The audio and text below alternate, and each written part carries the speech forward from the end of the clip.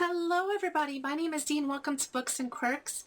Today is Friday, so it's time for a Friday Reads.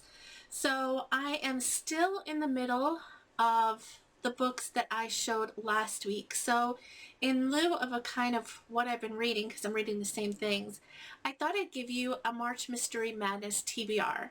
So I only have 3 books picked for March Mystery Madness, which is, if you've not heard of it, it's the whole month of March, and you're just supposed to read more mystery.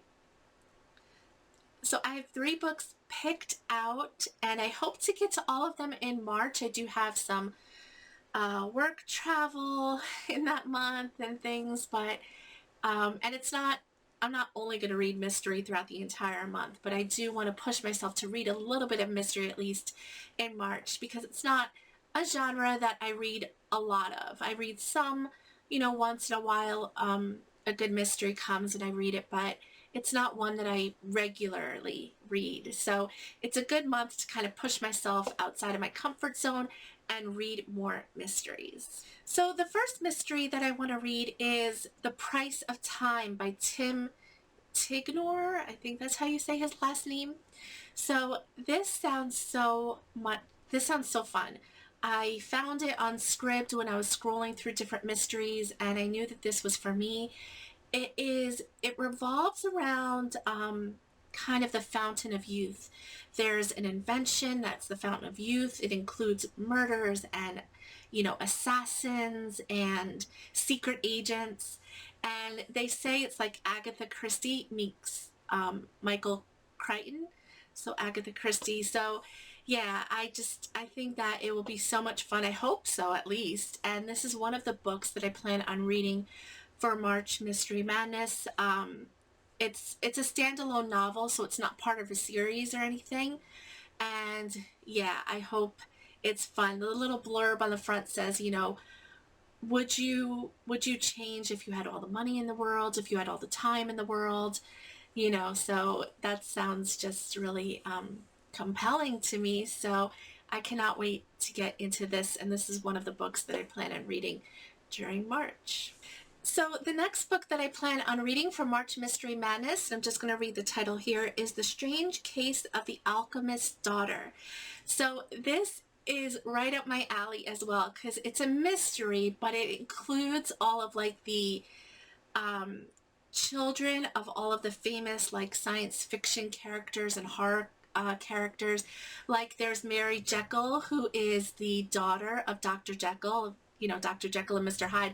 And ironically, also Mr. Hyde has a daughter who's in here. And there is Justine Moreau, who is the daughter of Dr. Moreau.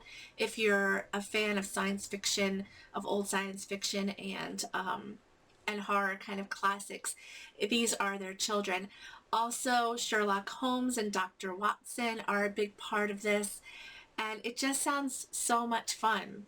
So other than Sherlock Holmes and Dr. Watson, it includes a remarkable group of women who come together to solve the mystery of a series of gruesome murders.